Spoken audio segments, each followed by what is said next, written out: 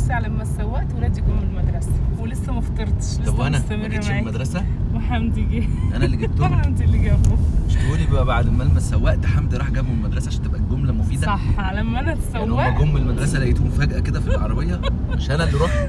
خدني التعبير معلش. يعني اصل انا كنت بقول لهم على حاجات كنت مندمجه معاهم فعشان كده اتلهيت.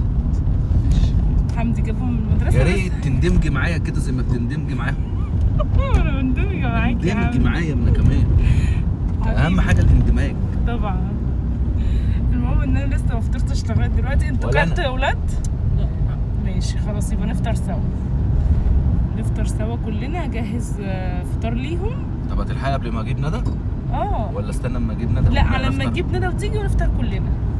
ماشي. هو بالنسبه لهم مش فطار بس يعني بيجوا المدرسه بيبقوا عايزين فطار برضه فنفطر كلنا. بس انا اكلي زي ما قلت لكم كده يعني انا لسه عندي وعدي ما تقلقيش هظبط لك فطار